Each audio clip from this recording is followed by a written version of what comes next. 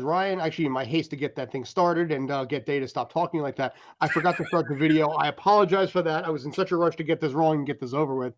Hey, Bummer. everybody, what's going on? This is Scott, Ryan, Davion, and welcoming back JT, and this is Tales from the Film Set. Kind of got off to a really weird start there, but, you know, if we ever got off to a normal start, that would be the weird thing. Exactly. Gentlemen, how the hell are you? Tubular. Gnarly. I made a footy. Okay, no. Day? No. All right. No. Here, Day, I'll tell you what. Technically, that is cultural appropriation. No. Day, I can leave you on, but if you start doing that, I can mute you from over here. Just like that. All right. So anyway, we're going to be talking a lot in Teenage Mutant Ninja Turtles because Seth Rogan has released the trailer for the next iteration of Ninja Turtles. Nickelodeon Kids is running this one. Nickelodeon's running this one. So coming from, I believe, perennial teenager is what the trailer said. So we'll be talking a little bit about this, the massively impressive cast list on that, and honestly, taking your questions, throwing a few of our own in. But you know what, gentlemen? Let's roll. How the hell are you? I'm excited. As am I. Are you asking about But I in sounded so general excited. or just on the trailer? What's that? Like, are we asking how we are in general? Because in general, I'm Yes to both. Yes to okay. Yeah, in general, I'm fine. Over the trailer, I'm freaking stoked! Oh my god, this looks good! Oh, Sorry. You know, I'm looking at the animation style on this thing is intriguing. By the way, in case you're wondering what this is called, it's Teenage Mutant Ninja Turtles Mutant Mayhem, and having Yes. that ooze thing that they used to have like in the 80s and the 90s to kind of call it back a little bit there. yeah, it's got like a little bit of the old school comic Yes. drawn from Eastman and Laird, mixed in with like that sort of like 1980s graffiti aesthetic in a sense. Yeah, let me blow this picture out a little bit.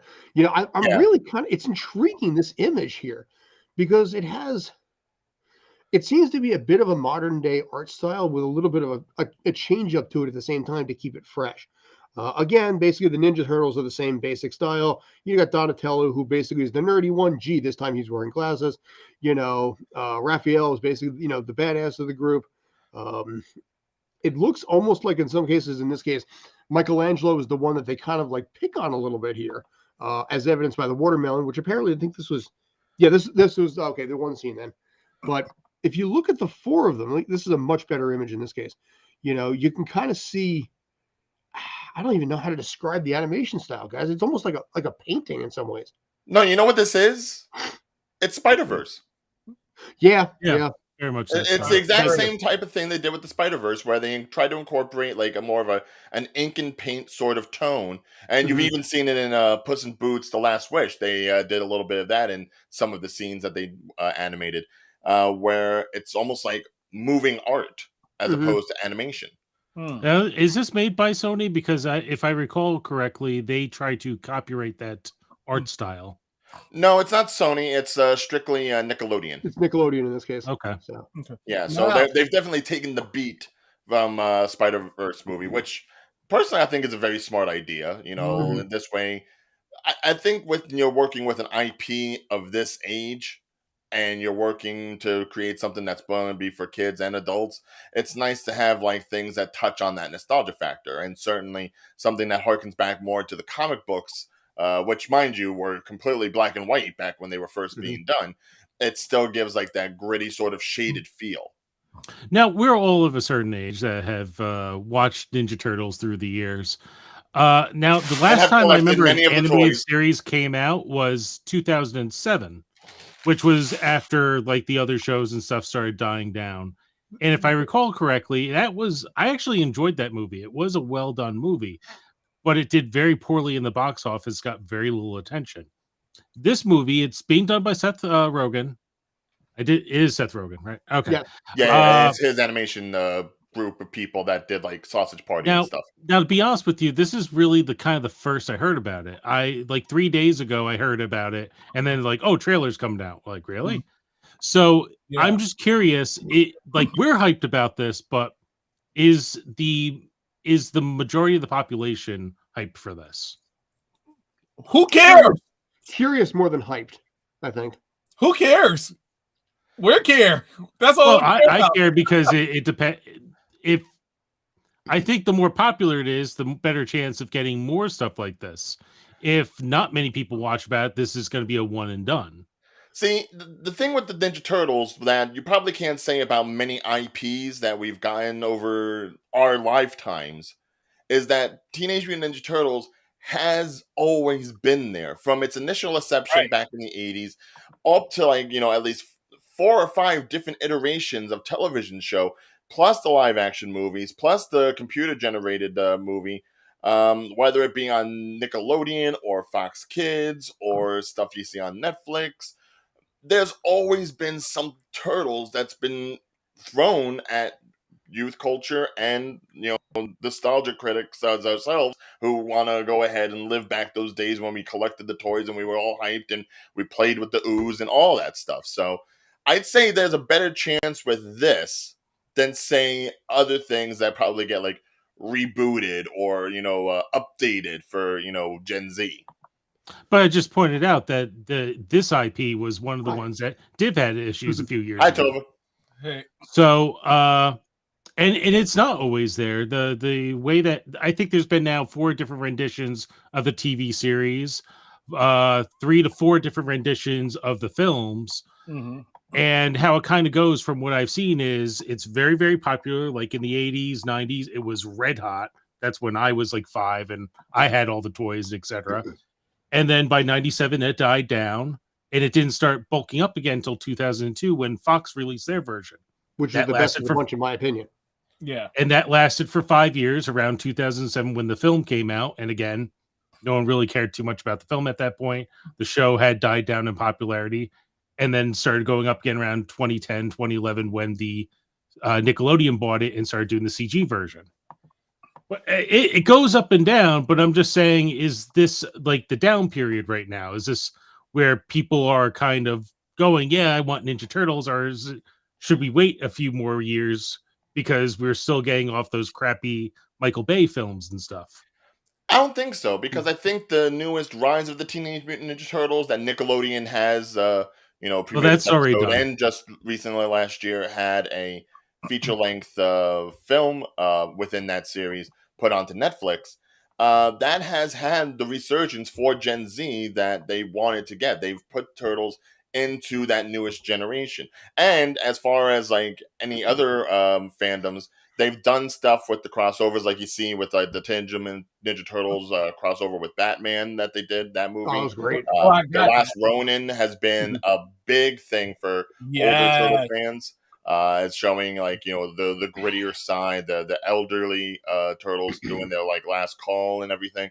So they've really been able to hit a lot of demographics at once within the span of a couple of years, especially during the pandemic, when all you have to do is sit and watch. So I think now is probably the proper time to strike with something that, for lack of a better term, this is going to be a turtle that's going to be directed towards a younger group, considering they're not just rehashing the old, oh, there's Splinter, oh, there's Shredder, oh, there's the Foot Clan sort of thing. They're going in a direction that I have wanted to see the Turtles go into movie form for quite some time, and that is mutants. We're getting mutants, not Toka, not Razor, not Super Shredder. We're getting some real life mutants.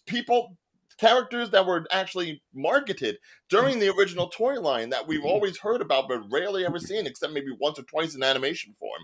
And we're finally going to get a real fleshed out versions of some of these more fan favorites. Besides Rocksteady, who else are we getting?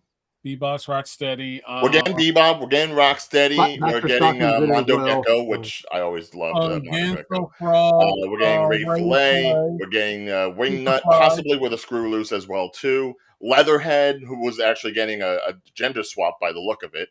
Why are they jamming so many characters into one movie? Because it's Mutant Mayhem. Because this is how the industry is now. It's all about, hey, there's the thing. Hey, there's the thing. Hey, there's the thing. I mean, I'm hoping this is going to have a good plot. Anything, Well, I imagine it's going to have a decent plot, only because like I said, they're steering away from the same thing they've always kind of done with a lot of the shows and movies, which is introduce the Shredder, introduce the Foot Clan, have ninja on ninja action. Well, even Rise, I don't think did that. Rise actually introduced a whole new villain. Exactly. Which is why they're trying to go ahead and expand upon the normal formula. But see, what I think the only thing that they're trying to stick with as originally, aside from Shredder and the Foot and Karai and all that stuff that we've gotten in later iterations, they're still bringing in the Utrom, which I think this one's going to be voiced by Maya Rudolph, whom we loved during her M&M commercial. And and she's going to be playing a character. I think her name was Vanessa Utrom, if I was getting that right. Or Cynthia Utrom. Sorry, Cynthia Utrom. Which, forget the Cynthia part. It's just an Utrom. Yeah. Which, for those of you who know anything about the lore, the Utrom is what led to the Krang. It's kind of like all Krang are Utrom, but not all Utrom are Krang, sort of thing. I think so. Whether or not this is going to be that version of Krang, or it's just simply going to do something to introduce the alien race, because it was that race that created the ooze that helped create the mutants. So this is where it's really going to all come from. Instead of worrying about all the Ninja Clan stuff, ooze is probably going to get seeped out. A lot of mutants are going to get made, and it's going to be hectic, and it's going to be fun to actually doing these almost toy clashes like you used to do when you were a kid, just like bashing them together because they was with the characters. Now you get to see it in real life. Well, real life. Sorry, I'm a little hyped for this, man. It's like we didn't get the voice cast yet, but man, this is going to be the easiest show I've ever been a part of. I'm never going to have to. Right now, you're a little bit too hyped about this. You got to calm it down a little bit, because right now you're a little bit too excited about this. It's one of those things where actually when you start to watch this thing, you're really, really excited. You're going to basically watch this movie 10, 12, 2, 4, 6, 8, and 10. Be at six tickets to jail. No. I'm going to say it like this. He is hyped and deservedly so. Yeah. But here's my thought process with this. This is not meant to be a one and done standalone. I think the reason they're shoehorning in so many is if this does well, then you can have your TMNT CU, and you can spin off a Leatherhead, a Rat King, an Ooptron, side story. This is meant to be opening up. This is meant to be advertising the future stuff. Because that's what movies are right now. They're not so much about the movie itself and the entertainment. It's about hawking and advertising the next product for the next money. Mm-hmm. That's what the MCU is doing so hardcore right now, that it's so much less about the movie experience and more about setting up something to make future dollars. That's where I think they're shoehorning in a lot of this here. Because if you look at it for 1 second, let me take the captions off. If you look at the time frame for this, since 2018, we have had 4 different, Ninja Turtle iterations in some facet or form in the last 5 years. That's a lot, dude. And then basically you got 5 and 7 years if you include the second Michael Bay movie. So there's a lot of turtles to be had there. And I'm not as confident, I don't think, as maybe some of you are, that this is going to do that well, on the grounds of the fact that we've had this so many times at this point, that this is just yet another one in an era where there's so much other stuff. Go ahead. I kind of agree. I'm going to say this. This is pretty much just going to be a prequel. And this is what it looks like for a prequel to, let's look at the timeline real quick. Mm-hmm. Oh, I'm sorry. Okay. Oh, yeah, there you go. So what I'm seeing with this film is going to be a prequel to the 2022 version of Nickelodeon's adaptation of the Teenage Mutant Ninja Turtles. It's a prequel, okay. Because if we really paid attention to the voice actors in this movie, they're kids. Yes. So it's more. They're not teenagers yet. No, that's teenagers. That's young teenagers. That's like 13, 14. Let me finish. I'm not done yet. All right. Fine. Shoot. So they could be considered preteens about to enter into teenager years. So don't look down. Don't look down. Hear me out, because this is our prequel into the life story, how they met April O'Neil. And then it gradually goes into the teenage years of Teenage Mutant Ninja Turtles because of the whole ooze situation. if you really paid attention to the trailer. But see, I never they're saw always 2022 one, so eventually I don't know. introduced to April at the beginning. So being Yeah, introduced but to with April this is nothing. one, they becomes a little bit more. Oh, because I'm sorry, because when I heard Donatello's voice, and he's being played by the kid in the blue and white hat. Yeah, the one from the Chai.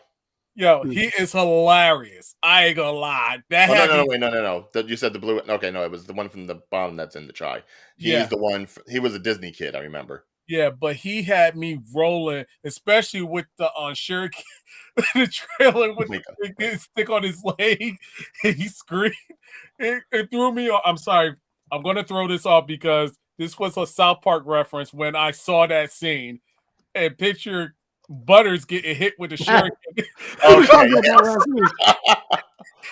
I just flat out laughed throughout the whole entire time seeing that scene, that one scene, because it just brought back South Park vibes from that Butters episode. We just talked about that last week too. Yeah. Yeah, that. Funny enough, I see that scene. I think Ace Ventura when nature calls, when the spear goes into the leg. But I see what you're saying with that, yes. Yeah, so it's like, if they do this right, this could be a hit, a real hit. In the direction that they're doing it is a smart decision.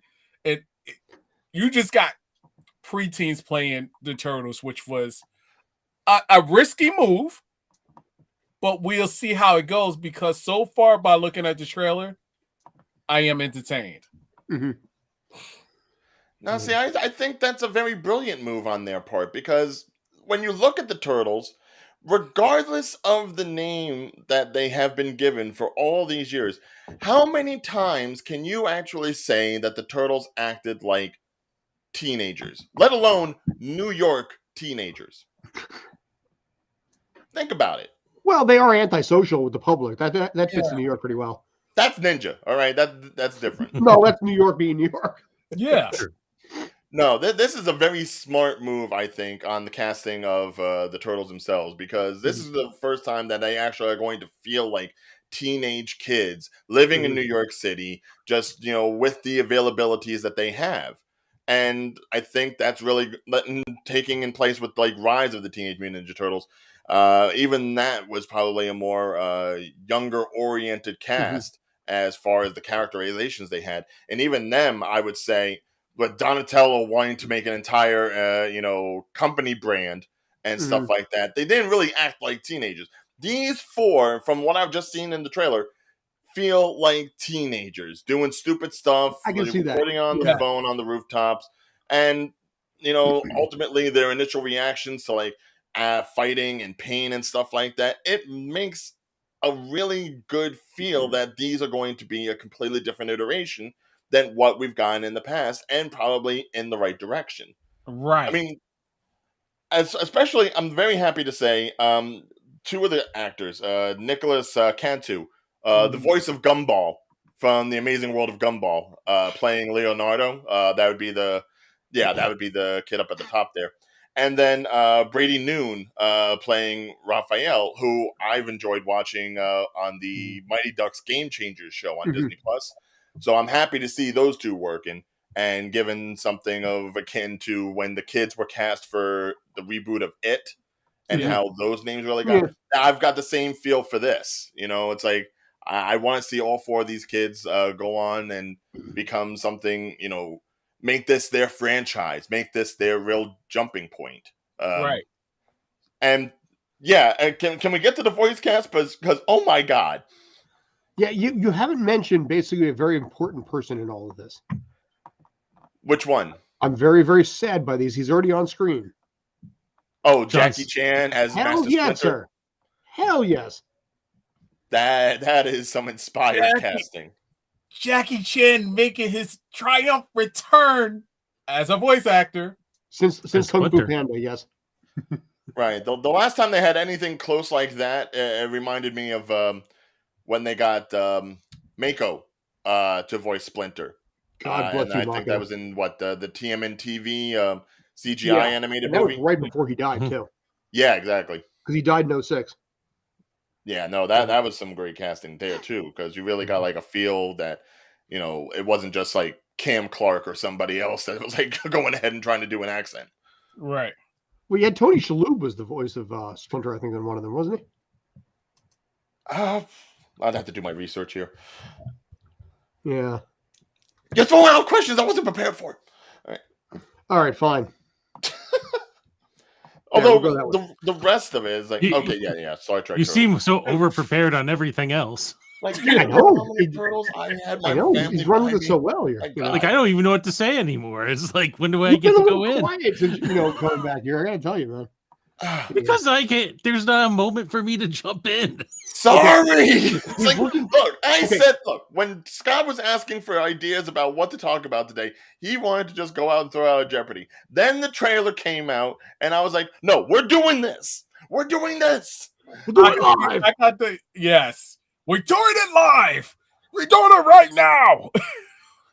Okay, right. Now John Cena is in this, this is the second Ninja Turtle character he's playing.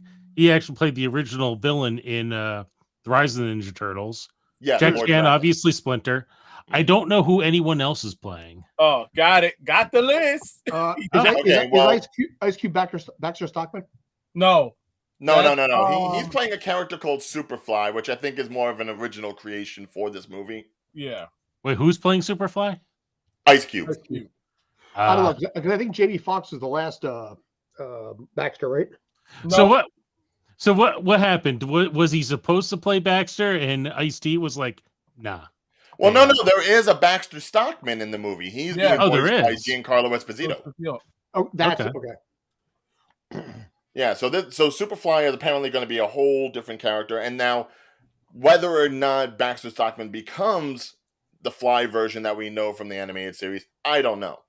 We don't know. But obviously he'll have his part to play in the creation of a lot of the other mutants that are going to be in this movie. Mm-hmm. Mausers and that stuff as well. For the TMNT CU. Yeah, no, there might definitely be some Mausers too, just to like try to rein in all these creatures. Here's a question, Ryan. I'm curious about this. This is obviously through Nickelodeon, so it's going to be a little more kid-friendly. Seth Rogan, when you think of basically Seth Rogan doing a TMNT, do you think kid-friendly with a guy like that? No. I don't think I can think of anything he's done that's kid-friendly. Exactly. Like, I'm sure there's something out there, but... And that's not kid-friendly. Dude, what else you got? Wait, what? Repeat that again? Super bad. That wasn't kid-friendly. No, I know, but I don't think he's done anything that really ever was. No, the last animation he did wasn't kid-friendly. No. Sausage Fest. Well, no. No, not Sausage Fest. No, he did the Christmas one. What Christmas one?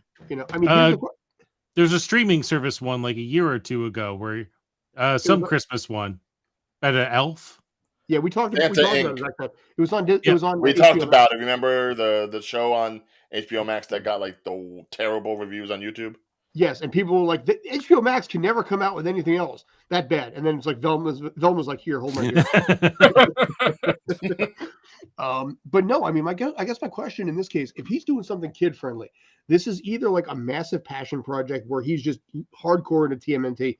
Or maybe I almost wonder if he's doing that softening thing that Eddie Murphy did, where he's trying to change the image a little bit.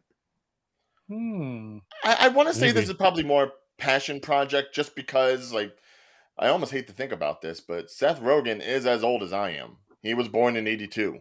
So he's right up there with, like, the 40-year-olds now. And so for him to go ahead and do something like this, whether it's for his kids, if he has any, or whether it's just he's seen what has come out from other people, i.e. Michael Bay, and has not been a fan. And he's trying to make something that seems a little bit more true to the characters and what they could stand for. And right. Hey, don't diss Michael Bay, okay? Yeah, it's one of those things where like I want to believe Wait. What, Scott? I got here's what lie are you perpetrating here? I'm not perpetrating anything, But, that fat, dumpy looking dude back there, in Ninja Turtles 2 by Michael Bay is actually, in fact, myself. So. You were in. Oh. That was you? Okay, That was okay, I could see it.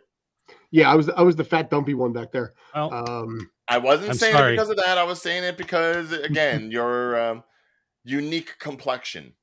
Ooh, boy, do you ever think about running for politics? Wrong yes, I'm going up against wrong person. A very unique Wrong look about you. person. You know, you're clearly beaten with an ugly stick, but you know you have a very unique feature about it. But no, I mean, well, Take your pale, Scott. my official term that they call me in the industry is downscale. So when they need like a frumpy looking cop, they usually call me for stuff like that. So enter frumpy looking cop on the left side. But thank you, Michael Bay, for like the $500 you paid me that day for that long ass day. So anyway. Yeah, what was I looking at? And taking $14 from me that I'll never get back. I took $14 from you? No, the movie did. Oh yeah.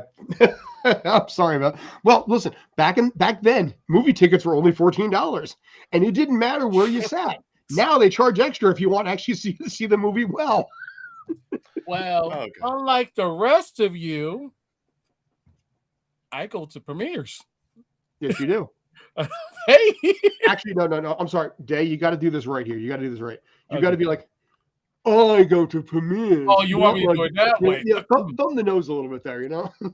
Yes. Okay, like I said, I don't have to pay because I go to premieres. What is that glorious scent? Oh wait, I just farted. You elitist cuck. But that's okay, Ryan, because guess what? Guess what, Ryan? Ryan? He's not going to respond. Yeah. I'm going to see if you can come to this premiere. Yeah. Ah! If they happen to have one in New York as opposed to LA, I would certainly try to do that. I think it would be fitting. If I do find out about it, you'll be my +2. All right. Aww. Just let me know which turtle to dress up as, and I'll be there. No. Bad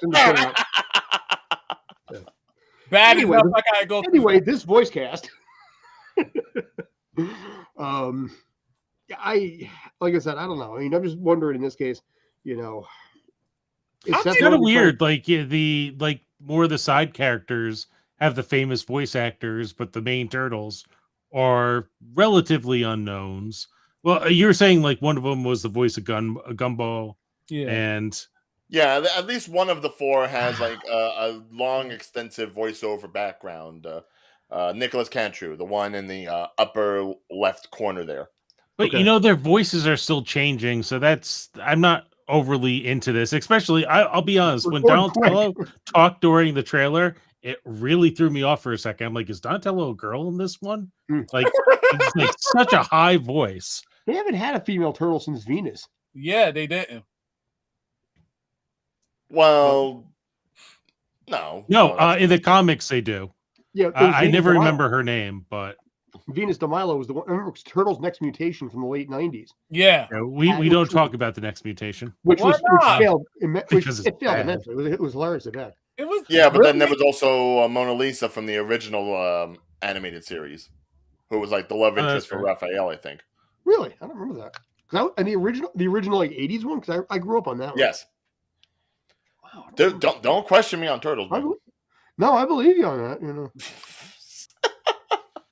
And I don't know if I'm pronouncing her name right, but Janika in the comics has been a very, very popular character the last few years. Okay, yes. But it was a human who mutated into a Ninja Turtle and just never mutated back. Yeah, the old Bebop Rocksteady type of mutation instead.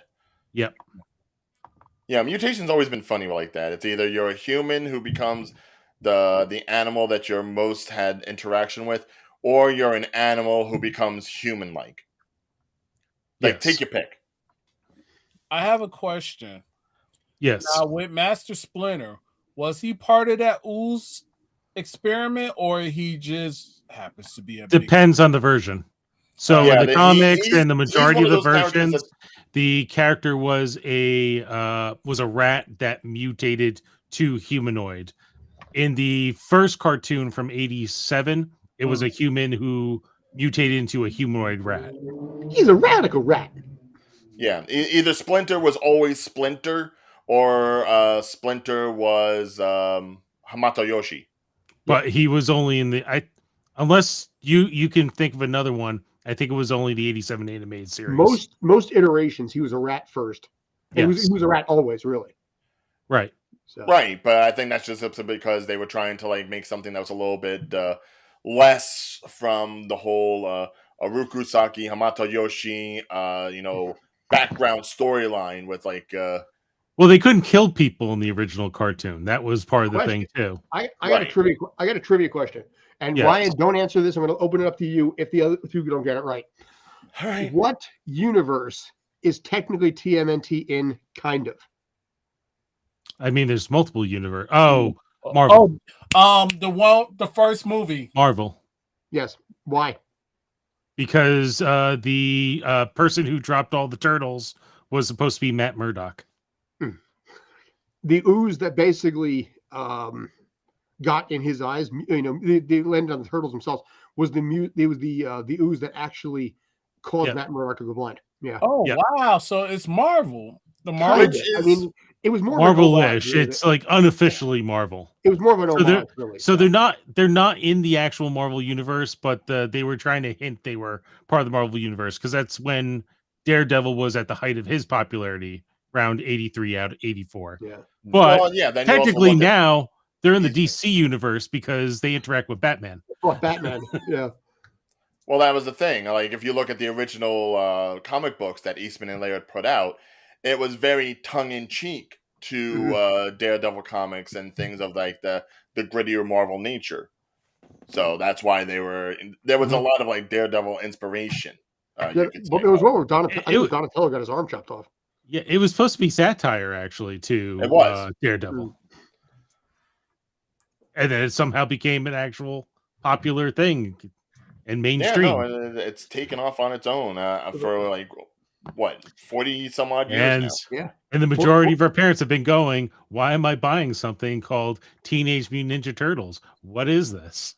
Look, at least it's not one of the rip-off characters that everyone tried to make their own Turtles version back in the day. Super Teen Aqua amphibians. Oh yeah. Wait, what? I don't know. If you ever go to a flea market and they would sell the Ninja Turtle toys, but they weren't licensed Ninja Turtle toys, so they always had some weird name like Super Amphibious Mutant Androids or something like that, but it'd be like Michelangelo. Something was mightily changed. Yeah. Oh, here's the World Fighter. Oh, the bootleg of all bootlegs. Ninja. Yeah. Oh god. Oh, I'm so happy right now. What one did you find? New style Ninja Tortoise. New style Ninja Tortoise. Just have a giant tortoise logo on their chest. I'm dead. And a non-copyright S. I'm dead. Put me on. Looking like a poor man's He-Man character. Dude, really? I mean, Put me on. Fighting action. Now, see, that one is a direct ripoff. An actual Turtles figure. Yeah, they just removed like the belt and stuff from it. Yeah. But I mean, it looks like the actual one, yeah. Although I would have preferred that weapons pack because that's all 4-in-1. That's awesome. What? Halloween, the Crescent Frog of Silent War. Jesus Christ. Oh God, I love this show so much. By our and you don't even get a mask. Material, you just get like the suit. Non-copyrighted material. Get the bandana. Eyes. You look just like a Chad. I'm a dad. Chad Turtle. Wait. Crescent Frog of War. Wait, what was missing right there? What's that? Hi. Yeah, they CGI this on my green screen neck. Yeah, these are not my actual biceps or triceps here. But, walking around like, hey son, how you doing? I'm gonna come to school today like this. Well, if you know, there's a whole. What does this R mean? It stands for respect. Exactly. No. Righteous. So, but,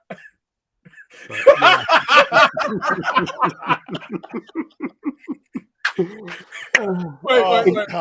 If you ever get the chance, actually, there's a massive list of like the knockoff Halloween costumes across the board, which you know what they are, but they can't legally call it that. Yeah, and the names are just like this one, but they've got Stranger Things, they've got Batman, they've got MCU stuff. They have so many, and the names are honestly just brilliant.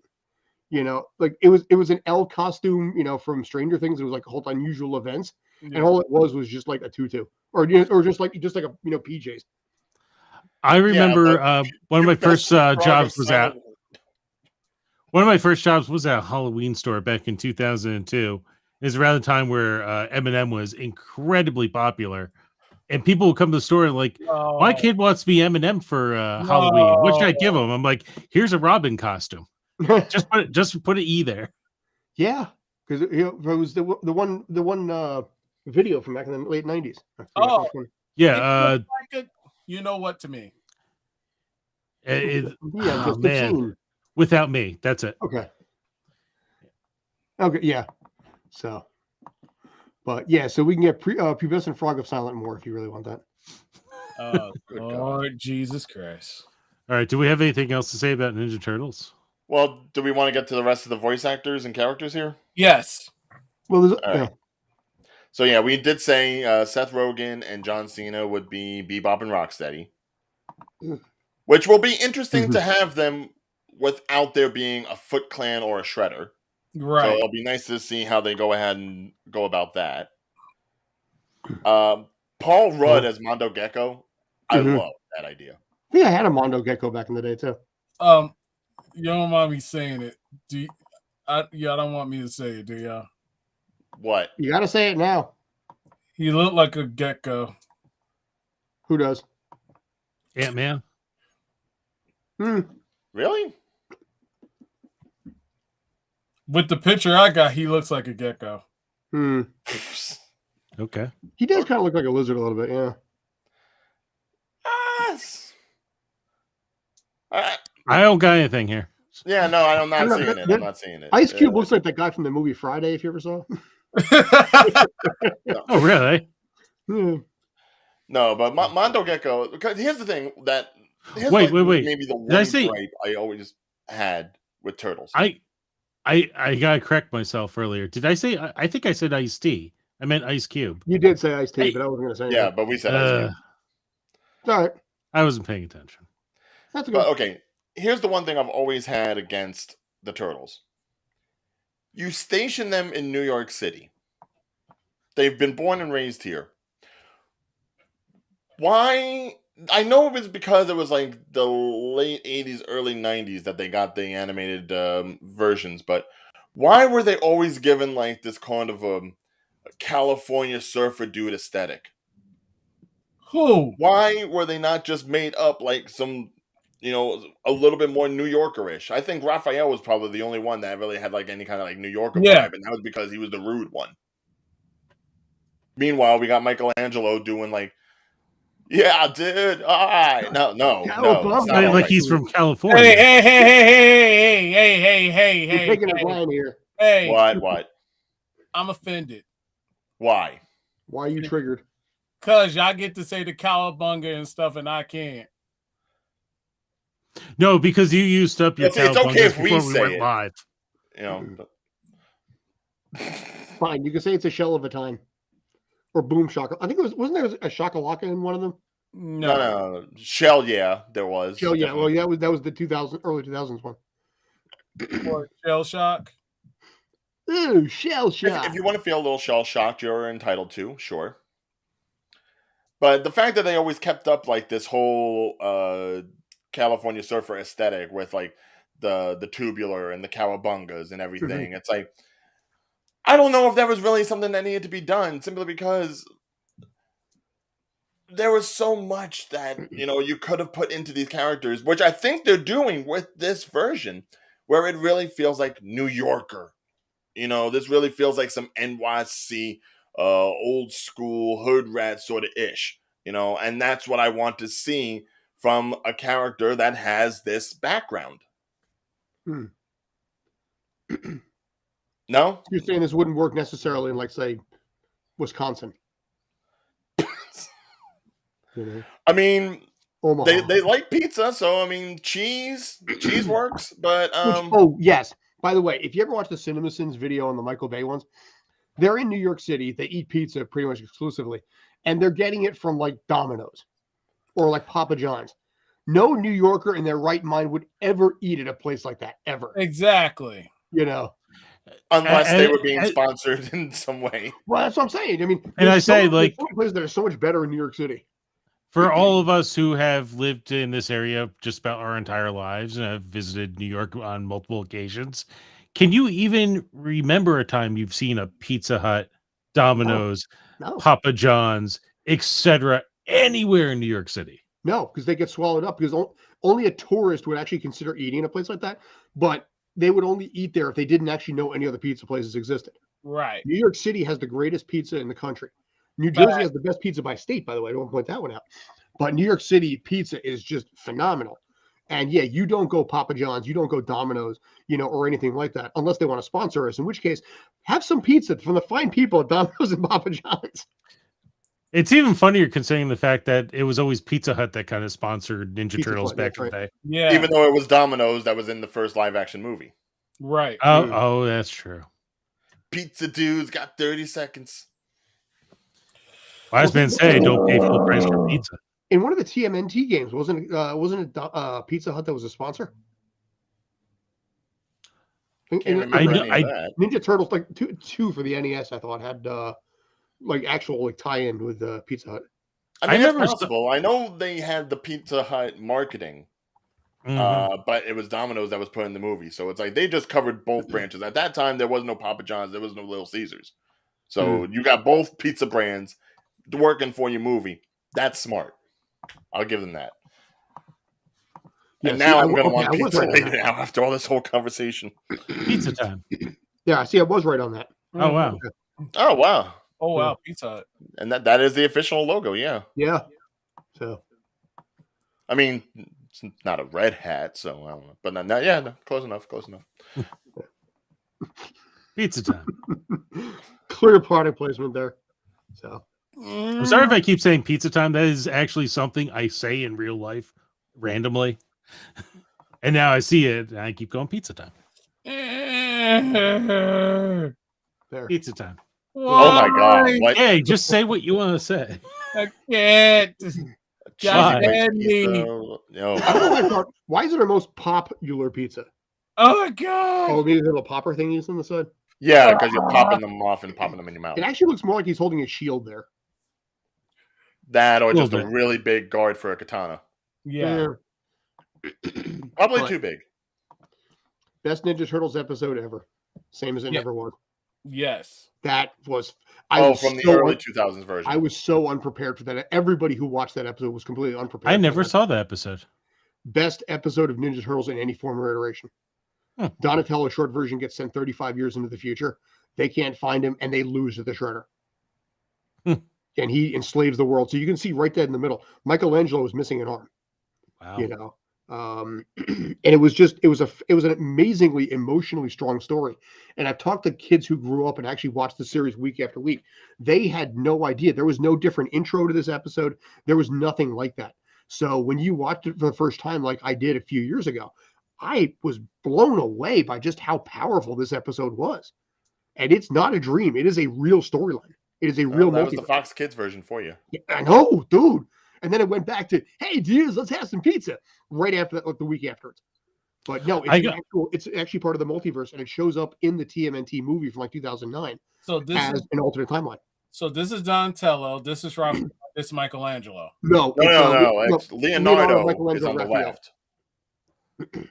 No, Leonardo's got the glasses. Michelangelo's missing the... I'm colorblind, so I'm taking guesses here. Wait, hold on. Leonardo is the one that looks like the Matrix. Michelangelo is the one that's missing the arm. Raphael is the thicker one that looks like he's missing an eye. Yes, he is actually missing an eye. And if you look at they all have like physical, actual scars on them too. Because in this case, Shredder wins and he enslaves the entire planet and makes them work 18 hours a day as slave labor. They lost. Casey Jones died. Splinter died. And it was just this very, very morbid setup that Donatello ends up bouncing 35 years into the future and finds out that in a lot of ways he is the cause of this entire timeline. And like I said, it is not a dream. It's an actual timeline. I gotta say, I actually did watch this back in the day when I was like 18 years old. I grew up on the original series, and I liked the original series, but this one is probably my favorite Ninja Turtle series. It was a better series, yeah. Yeah. It felt as gritty as the 90s movies did. Maybe more so.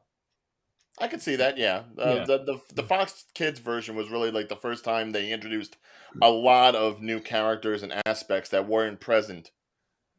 Well, just to point it out, like Baxter Stockman, instead of being turned into a fly, yes, every time he failed within an episode, the next time he showed up, he was missing a limb or an eye or something. He was always injured more and more until he was I think in his last thing, he was just a head. Yes. And then basically in this timeline also, he was permanently attached to someone. They actually genetically attached the two of them together. Just to really, really, screw them up. Well, plus this is also where they introduced a lot of like the multiversal ideas, the otherworldly shogunates with the interdimensional beings. This is where the Utrom come from, as opposed to just worrying about the Krang. We find out that Shredder is an Utrom. I'm like, that blew me away. Yeah. So this was the first one that really took a lot of creative license. Yeah. And I think every version of Turtles since has always taken what came before and just like made small modifications. Didn't reinvent the wheel, but just took what came before and like altered it or picked pieces from this and that and tried to add into it. Personally, my favorite version is that early 2010s version that Nickelodeon first came up with. The one that had like Seth Green voicing on it. Yeah, the one where you see Donatello right underneath the other Donatello right there. Yes. That's my favorite version because that was a version that really like went back to being, okay, well, this is going to be for kids. But it also tackled a lot more heavier subject matter and brought in a lot of nostalgia and added a lot of characters. I think this is probably why Nickelodeon is going the way they are with the movie. With the adding of the character, because they've seen it work where they've been able to introduce these things that started off as just like, oh, hey, let's make a toy and use this animal for the character. And this was the show that actually brought them to life, first and foremost, after so many decades, or probably for the first time. So this is hitting my nostalgia button like intensely crazy. Now, which one is the 2011 one next to that? I don't remember that one. I think it was a short idea they had made before they went with the CG version. Right. Okay. Like, actually, it was only I thought that was the rebirth in the comic books. Maybe concept. Was it? That was maybe. Yeah. You might be right. Yeah, I think that's when. Isn't that when they started discussing ideas of like killing off one of the turtles or something? Like they killed off Donatello in the comics. Yeah. I don't think that did they actually kill him off? I think they just really badly injured him. Oh, they killed him. They first made it seem like they killed him off, and then they found out later he was alive. Yeah, they shattered his shell, but he lived. Yeah. Always Donatello, man. It's like Donatello gets like the short end of the stick. Oh my god, I made it funny. And I kind of liked Rise, but I couldn't get into it like I have in others. But I like the animation style of that one. Oh yeah, except the fact that April O'Neil owned the turtle as a child. One thing you can always say: Griselda Williams turns out to be Casey Jones. Yes, like their fights in Teenage Mutant Ninja Turtles. There has never been a version where they have ever been shoddy on like the actual fighting choreography. I think this is what got kids into martial arts. Forget anything that you know about with Karate Kid or Power Rangers. This was what got kids into martial arts in the very beginning. Ninjas are cool. I would say not martial arts fully. I would think more weapons. Yeah, the Ninja Turtle stuff, because I think it was more Power Rangers that got them probably more into karate. Yeah. I think Power Rangers came like late enough that it was like it wasn't so much about like the martial arts per se. It was just like, ooh, look at I want a robot, you know. I want my own Zord. But this also doesn't include the games either, the Konami games either on that. So. Oh yeah, no, Turtles in Time, still a classic. And actually, they just did a reboot or a reimagining of the original arcade game. They put it out last year, didn't they? Booyah! Oh, okay. Look at Day having it. All right, put that up on screen. So the Cowabunga Collection. Yes, that was all the original games. Yeah. Of course, you have it.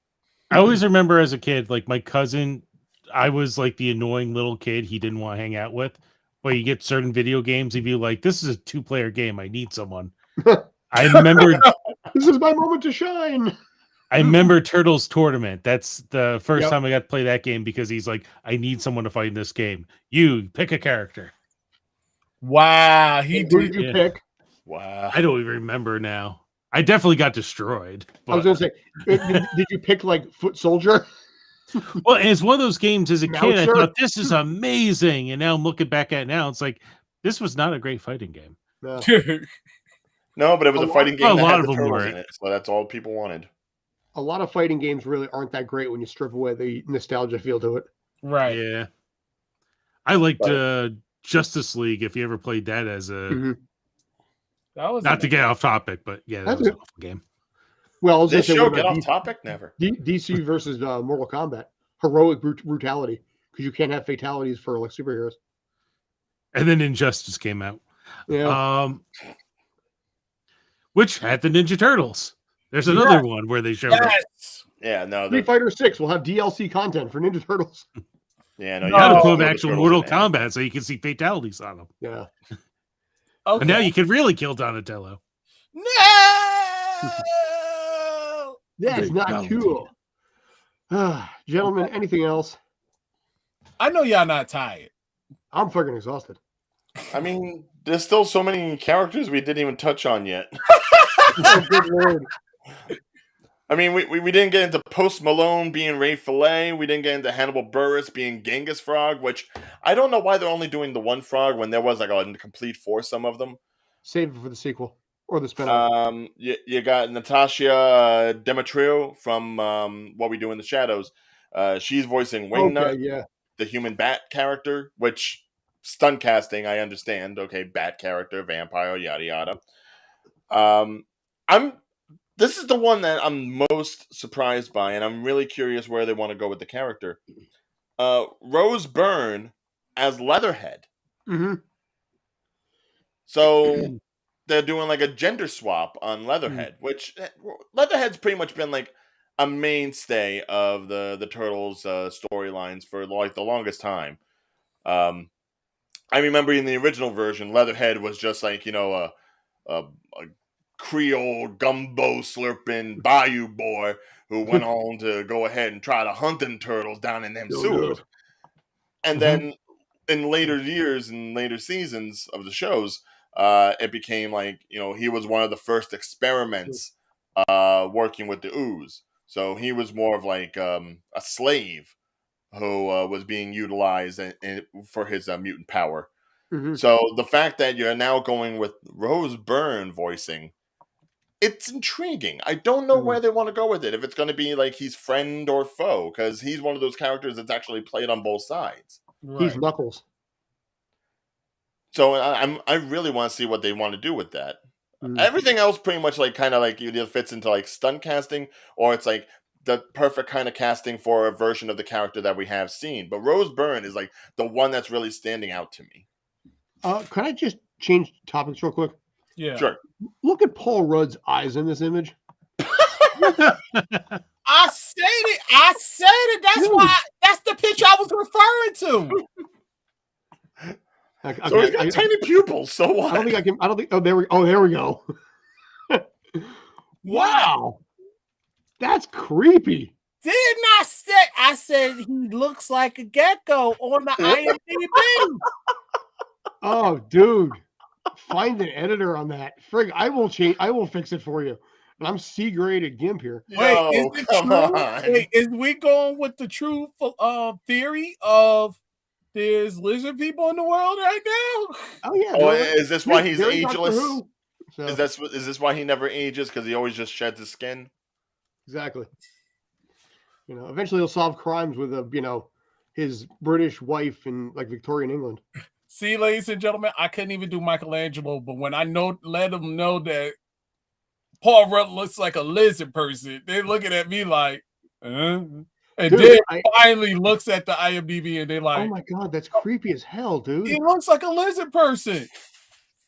I'm like, I can't. In other celebrity news, Paul Rudd recently came out and admitted the fact that, yes, he is in fact a lizard. As a lizard American, he found himself very proud to admit to his heritage and does not feel ashamed for the fact that he is a cold-blooded creature. And put down that Davion basically said that on this show. Okay? Yes, you can be the one that cracked the case. By the way, what's with your accent now? I don't know what you're talking about. When asked for comment, Paul Rudd only wanted to talk about how we could save 15% on our car insurance. Wait, I got a button for that here. No, wait.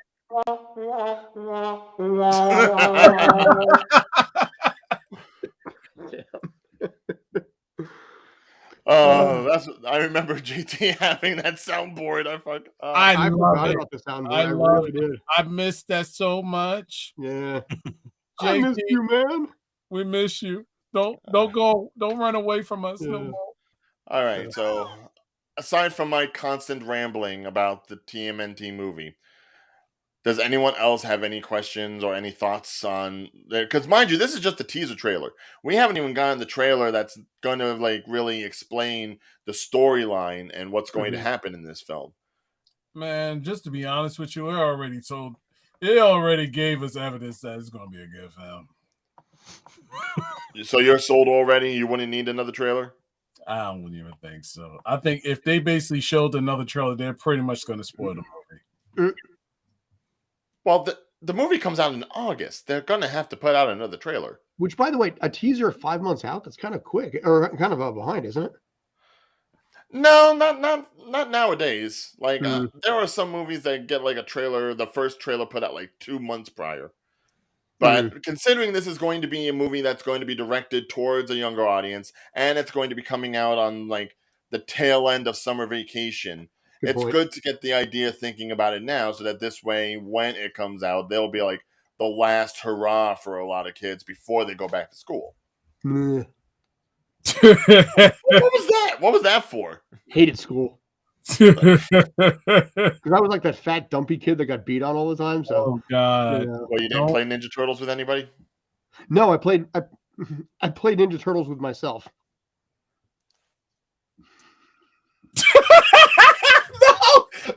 No, JT, I can't. I saw where that was going. I said it that way deliberately for the fun of it. JT was like, I will say this in all seriousness. When I did collect the 80s action figures, I used to set them up in my bedroom. And keep in mind, I was like 14 years old, so say that for what it is. But I used to have all of them in this gigantic collab en masse fight. Right. So everybody fought everybody, on this. And I put hours into this thing to make it look right, angle them, position them right so they're all balanced and everything like that. And then I trip over in the middle of the night and knock them all over. But no, that was the 80s Ninja Turtles was definitely my thing. I'm going to be honest, you'll be the coolest kid. I'll come over to your house and actually observe that. Thank you, man. It just took pictures of everything with the that old like zipper Polaroids, yeah. You gotta wait 10 minutes for the image to come out. Like basically, part of the reason I had this one friendship with a kid in school, his name was Chris Larson. He lived right by the school, and I would go over to his house just to be able to play with the Turtles figures that I didn't have. Fair. So I didn't want to say I was using him, but no, you were. You were using him. Yeah, no. He understood. He understood. You know the deal, dude. You're a kid. That's how kids work. You become friends with someone to basically inherit their toys to play with. You don't really care about them. You care about the stuff that you can do with them that they happen to have that you don't. I remember one kid, and I was actually good friends with him, but I did used to borrow a lot of video games from him. Same. There may have been some that never got back. I'm pretty sure I have Ocarina of Time here somewhere that does not belong to me. Don't get me started with that. I had this one PlayStation game that I got for my birthday as a kid, and I let my cousin borrow it. And I know if he's watching this, yes, I do remember. I never forgot. The game was all perfect. It was all perfect. The case, the disc, the manual. I get the game back, and it's in one of those flimsy covers, like the ones that they put in the disc, and it's just like here in the manual. And I'm like, what happened to the case? It broke. I was like, how'd you break the case? Calm down. How you want to tell me to calm down? It's my game that I got for my birthday. How you know I want to hold it, want to collect it and let it sit there and collect dust? And let me tell you what game it was. Wu-Tang Clan Shaolin style. Ooh. I think you made out better that it got broken. Yeah. No. Mark, make my video. No, the game was actually fire, to be honest with you. I had a similar situation where I had a game called Albert Odyssey for the Sega Saturn. I played through it one time. Someone asked to borrow it. I got it back. It was literally split in two in the box.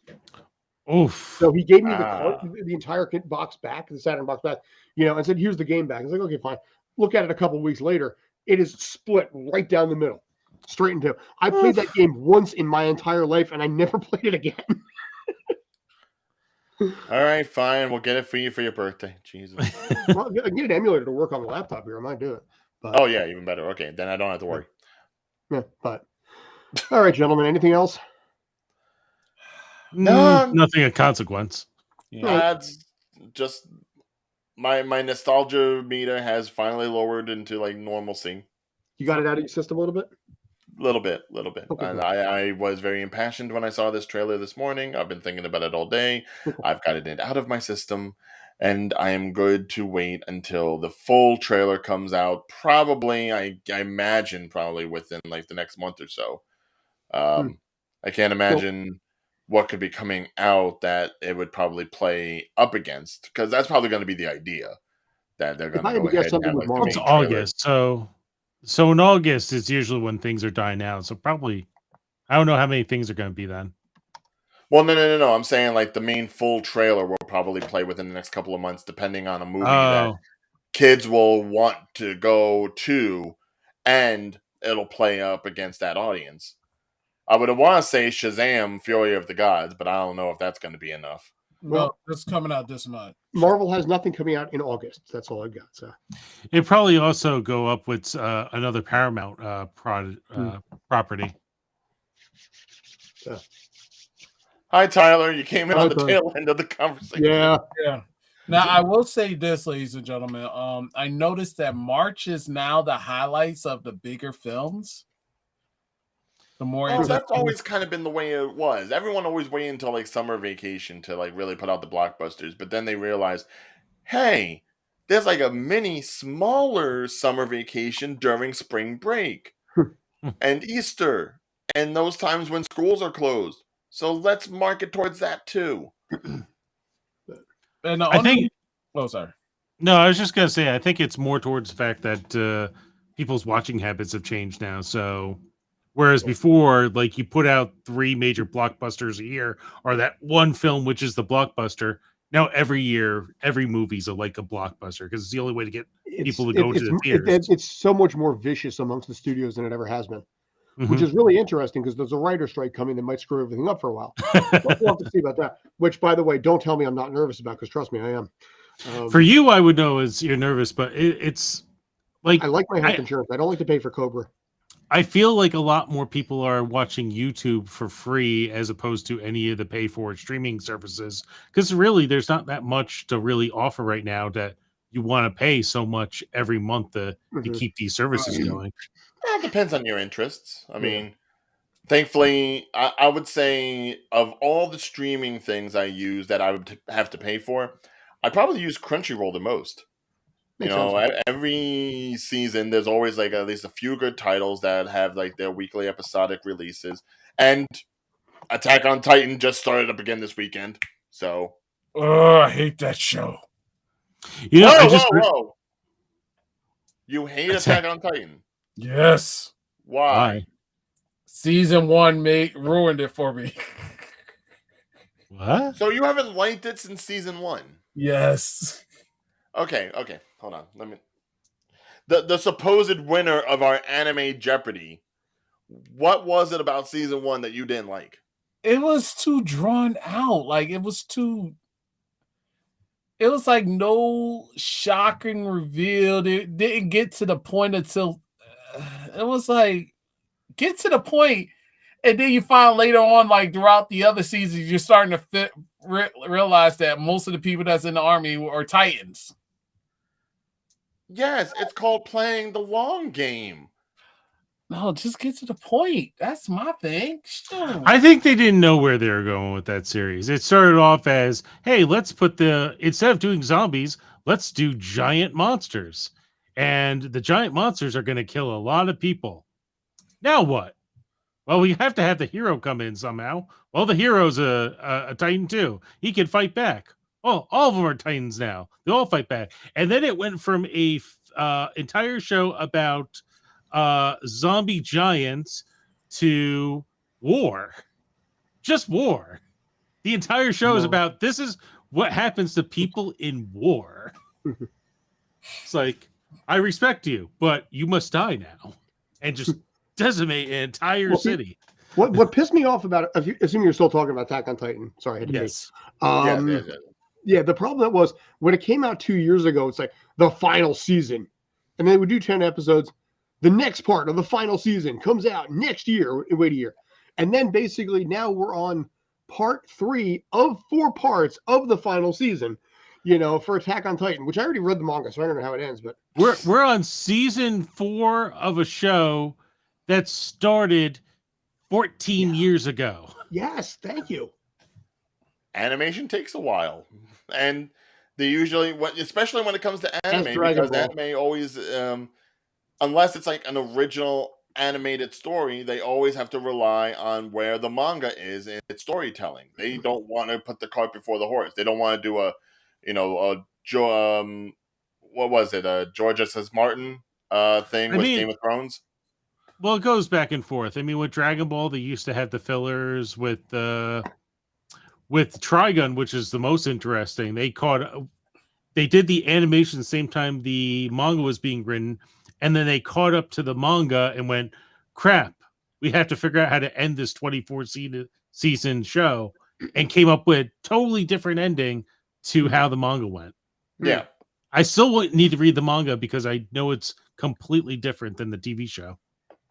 No, Attention did that. Pretty much all the anime have done that at one time. Big O's ending was all kind of One Piece had to add some filler in there too for a few times. Mm-hmm. Now I did watch some of the Netflix anime. The Record of Ragnarok season 2 was really good. Mm-hmm. Yeah, but again, that's a show where it took practically 2 years for the next set to come through. And you want to talk about stretching things out. How can you yell about season 1 of Attack on Titan stretching out when here we have this whole series that's based on these competitions, these matches, and every match is like 4 episodes long, like a Dragon Ball Z thing. Dragon Ball Z never had battles that only lasted 4 episodes. Yeah. I mean, back in the time, though, an underling, that's a little different. Think about this. This was 25 years ago when Dragon Ball came out, and you did have these battles that would last episode after episode. This is around a time when we were watching TV shows where the villain would be introduced that episode. They would fight for 5 minutes. They would get defeated, and then everything would move on, and then we'll repeat next week and next week and next week. Dragon Ball is the first time I saw a villain like Frieza go up against the main characters, beat their asses consistently, and then get to the main hero where it's like, well, the hero's gonna beat him now, and he consistently got destroyed for like 40 episodes before he got the upper hand. And then you're watching this every day, every week for 3 to 4 months. Yeah, that's why someone like me's in the Dragon Ball. Mm-hmm. But according to Dave, you're making fun of. To the point. Yeah. Longest 5 minutes ever. Yeah. It's great when you're a kid and you've never seen it before. But but you go into My Hero Academia and it's like now it's old hat. Hero too. I am a hero too. Like I'm reading the manga for My Hero Academia, and sorry to totally go off topic, but I caught up on 4 years of the manga, got to what I thought is at the end, and they only have a few more chapters left. I stopped reading for another 3 to 4 months, thought I was coming back to find out what happened, and no, they're still not done. They're in the final battle, and it's still going on 10, 15 chapters later. Well, that's the beauty of manga. They have the leniency of being able to put out the manga pretty much whenever they feel like it. Yeah. Whereas the anime is always on more of a crunch time, and the animators have to go through hell to get things done on time. Right. You know, it's kind of like a disconnect between the book and the source material and the multimedia facet, which is only really put out there for a lot of animes to sell the manga. Mm-hmm. So as far as they're concerned, it doesn't really matter how the anime ends. I don't know. What's the time limit for this show? Not that I'm a producer. Honestly, you're waiting to see whether. And I was like, okay, we have 15 more minutes. Let me go into my diatribe on this. Because the host of the show is like typing up stuff. Yeah. No, actually, no. I actually was working on something else. Yes. But no, in this case, yeah, we probably could wrap it up. But for the Spanglish side of it or Zingo side of it, I got to trim it down to 50 to 55 minutes. And I know where the breaks are, so I'll be able to do it pretty easy. But this one kind of anime conversation is getting cut. We know that. This is the bonus. Well, see, now actually, I may as well mention this. This is going to actually be put up on the playlist. I'm sorry, the podcast part of YouTube now too, which they've created. So tonight I'm going to extract out the video, throw up the audio only, clean up the audio a little bit on the back end, and then just upload it with the same stuff. And I don't know what's going to happen. I've never used it before. I'm kind of curious to see if it gets any hits or how that works. I haven't the foggiest idea, but it's not hurting us any. It's not costing us anything. So screw it. I'm throwing it up there. So doing it live. So if you happen to be a podcast listener, we did do this live, 8:30 Eastern Central Time on YouTube. You can always find us there if you want to watch it at that time rather than waiting until listening to it. Exactly. So yeah, is that how we're gonna put it? Okay. I don't know. I'm making it up as I go along. So, okay, good. But there you go. Thank you. All right, gentlemen. I think we're good at this point. JT. So, JT, missed you, man. Thank you for being awesome. Yes. Anytime. Dave, thank you for being awesome also. And Ryan, thank you for being excited and awesome. You are clearly jonesed about this. That is a good thing. I'm digging the jonesing. When the new trailer comes out, I fully expect we're going to be revisiting that level of enthusiasm at that point. And then the movie's going to come out, suck ass. You're like, I hate all this. And I can't do Michelangelo's voice because I am banned from doing it, ladies and gentlemen. Cultural appropriation, like I said. You know what? Jay, go for it. Give me your best. Hit me with your best shot. I don't even think I'm ready for it. Okay. That's fine. Cool. So that was his impersonation, by the way, of No, it wasn't. It was not my impersonation. Wow. That is from the new Seth Rogan stoned version, by the way, of Michelangelo. No, it's not. Stop. Emotional, damn it. I hate you. So, all right, folks. Thanks as always. I appreciate it. Thank you, JT. Thank you, Day. Thank you, Ryan. You guys are awesome. Take care. Have a great night and be awesome yourself. Take care. Cowabunga!